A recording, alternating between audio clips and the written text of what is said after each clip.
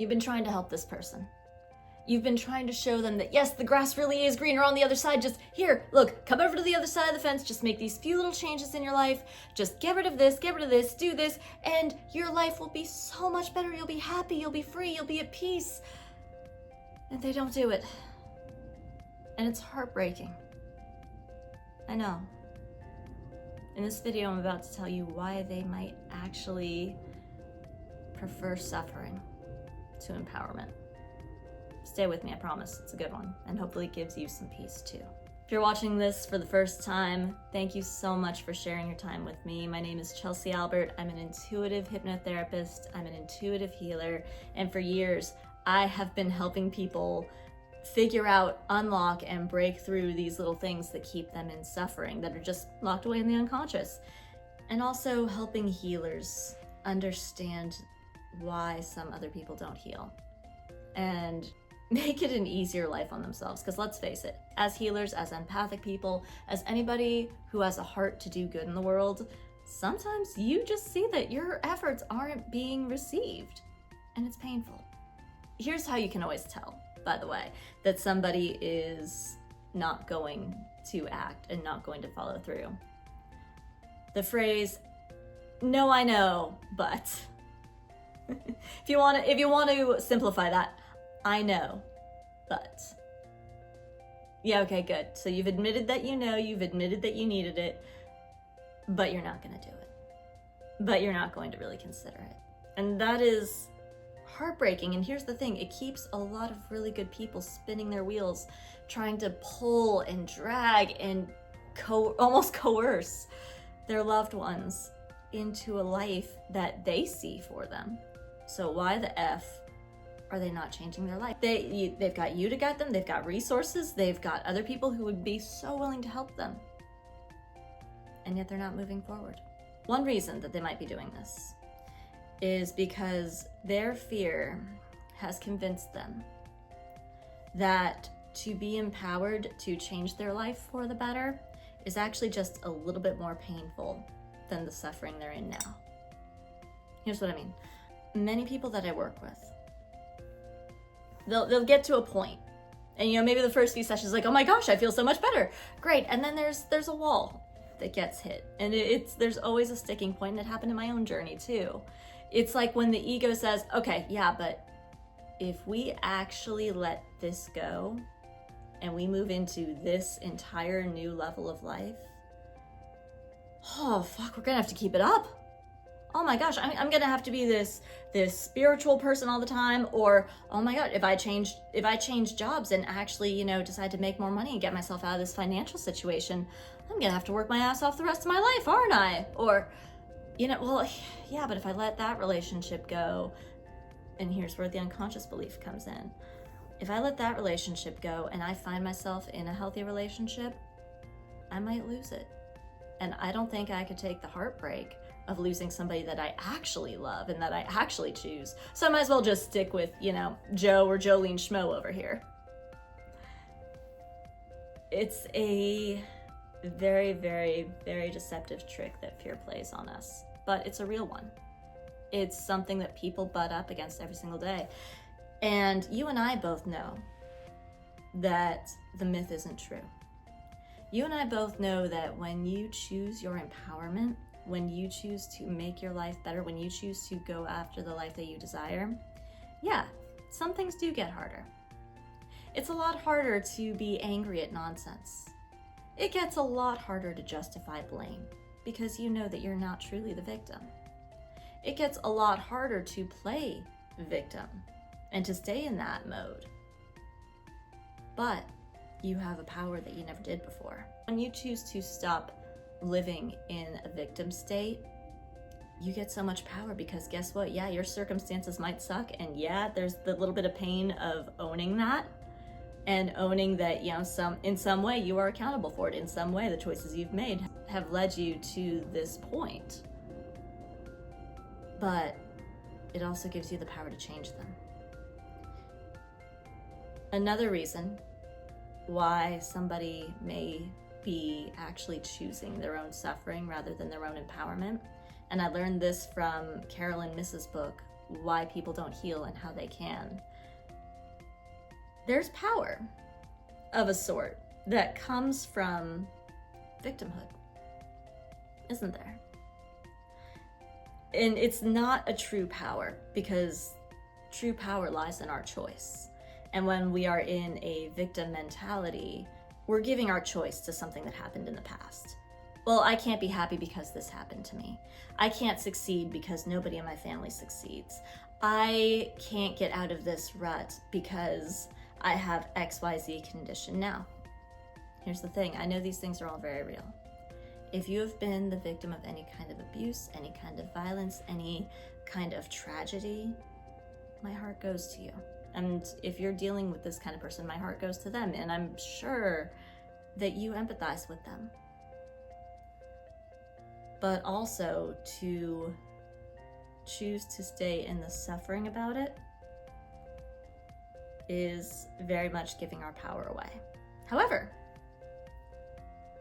where people derive power from suffering is, Carolyn Myss told this story, and I think it's a great one.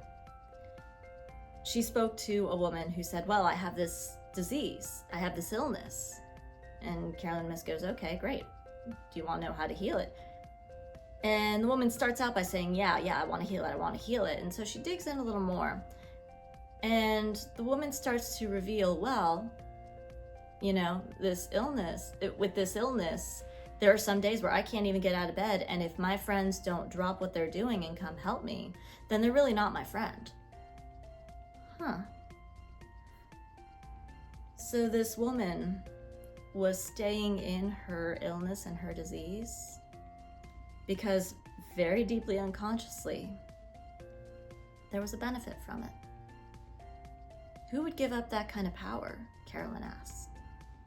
And I'll echo that sentiment. Who would give up that kind of power? If you had something in your life that would allow you to evoke the emotional support of your friends whenever you felt like you needed it, rather than just, asking. If you had the power to evoke that kind of response from the people around you whenever you felt like you needed it, who would give that up? Who would give that up when maybe for somebody who is perfectly well and healthy to ask and say, hey, I need you to come over and just hug me? Would we? Maybe not. But there's that doubt in that person's mind that says, if I choose my empowerment, I won't be able to get the support that I need. I need this suffering in order to justify having help, having people come and support me. Now again, you and I know that this isn't true. You and I know that if somebody were to ask you on a Tuesday to come help them move, if you were able to do it, you would. And if you knew that they really needed your support, maybe you couldn't come to them right away, but you would definitely call. And yet, there's a sort of control that people can derive from being in a state of victimhood and suffering that is very, very powerful. That, yeah, you do give up when you decide to empower yourself, because guess what? You get the freedom to change your circumstances. You don't need to rely on other people dropping whatever they're doing, otherwise they're not really your friend. You do give up that control, but you get something even greater. You get relationships without guilt, without emotional negotiating. So maybe the person in your life is feeling like that is their only source of power. And when you look at it that way, I empathize with them. I'm sure you do too. It's really hard to see when somebody believes that they need to suffer in order to deserve love and support. So that's reason number 2, why they might not be changing their life, is because they believe that they can't really count on support unless there's a justification for it. It comes from the unconscious belief, I have to earn love. The last reason that they might be holding on to their suffering instead of just making those few simple changes that would transform their life for the better is they believe that, similar to the previous belief, if they were to transform their life, if they were to suddenly change everything, if they were to become empowered, if they were to be this amazing person that you know they could be and live this life of security and safety and confidence and love and joy and peace, you'd forget about them. Admit it. You've been helping them through a lot lately. And you've been trying so hard to give them support and to give them guidance and to give them love and to show them that, hey, I'm here for you. And there's a part of them that's wondering if they were to heal, if they were to change, if they were to choose their own empowerment, maybe the people they love would just forget about them. In some cases, maybe God would forget about them. Oh, great. Yeah, no, sounds like you're good. Sounds like you're taken care of. Oh, you're not asking me for anything? Great. Okay, well, yeah. If they, there's some people that, again, have this very deep unconscious belief that if they were to get out of this cycle of suffering romantically and love themselves, God, the universe, the force, what have you, would just say, oh, shit, well, okay, I guess you don't need a soulmate. That's not true. And I know it's not true that you would forget about them. In fact, it would probably make it easier to be around them, wouldn't it? And you'd want to be around them more. That's the irony of all of these little beliefs. Nevertheless, there might be a belief in there for them that says, if I don't have to lean on this person that I love, they'd forget about me. So, if you are finding yourself spinning in circles with somebody who's going through this particular kind of mindset, my heart goes out to you. And I'm not going to suggest that you change it. The other thing you got to realize is that part of them is just a little bit more at peace in their suffering than they are in their empowerment right now. And that's okay. All you can do is keep shining, keep healing, keep growing, keep showing them that life actually gets easier on the other side of empowerment. Keep showing them that it's not going to be a bunch of work. They're not going to have to work and scrape and suffer just to keep it up. No, things get easier. It's like taking the handbrake off of a bike going downhill. Keep showing them that.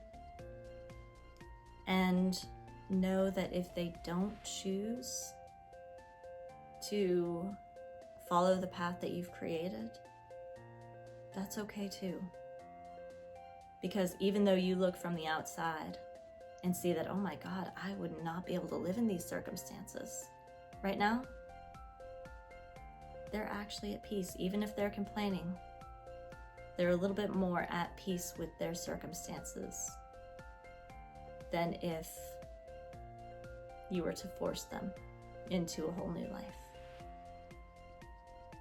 I know it's heartbreaking, but I promise you, when you set that person down and just see them as they are and love them as they are and love them where they're at, it's gonna get a lot easier to be around them. Sending you love. Happy healing. Real quick, if this video resonates for you or if you feel like it can help someone that you love, please like it, share it, subscribe to this channel. It helps this video get seen by more people who need it. Thanks.